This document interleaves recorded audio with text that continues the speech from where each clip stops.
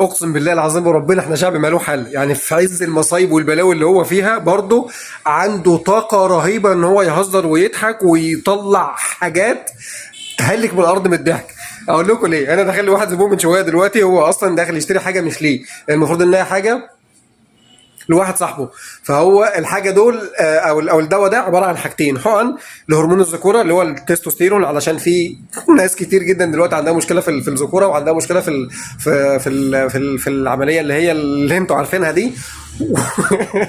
في دكتور كاتب له حقن المفروض انها هرمون ذكوره تستوستيرون، حلو كده، والناحيه الثانيه كاتب له حاجه للضعف الجنسي.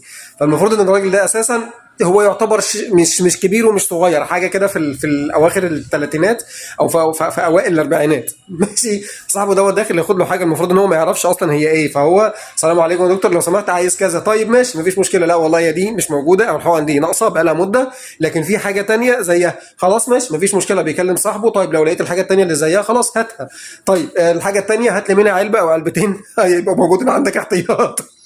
عشان لو نقصت ولا حاجه، ما هو بينقصوا كل حاجه دلوقتي خلاص. طيب والله هو ما كانش عارف بقى الحاجه دي علشان ايه، فالراجل بيسالني الحاجه دي علشان ايه بالظبط. قلت له والله علشان كذا، دي بتعمل كذا ودي المفروض انها بتعمل كذا. قال لي نعم. وابن مش عارف ايه، والله زي ما بقول لك كده. وابن مكسوف يقول لي هي بتاعت ايه، كل ما اجي اساله هي بتاعت ايه يقول لي مالكش دعوه انت بس هاتها وخلاص. وابن مش عارف ايه مكسوف يقول لي، ما يقول لي وخلاص.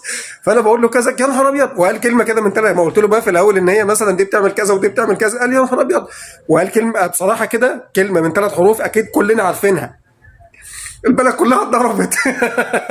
فاللي هو احنا شعب انا مش فاهم بصراحه احنا كتالوجنا مين اللي عامله.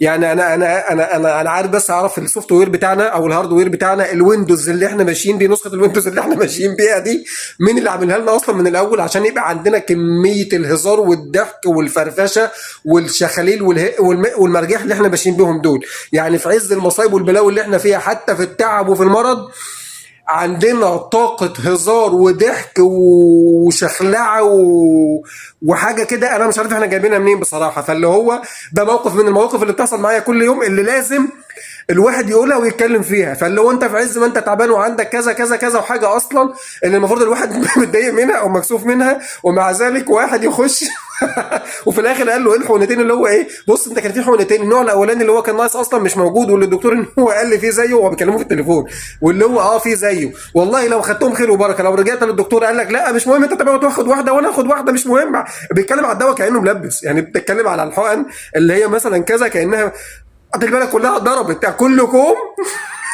والجمله دي لوحدها كوم تاني، البلد كلها اتضربت.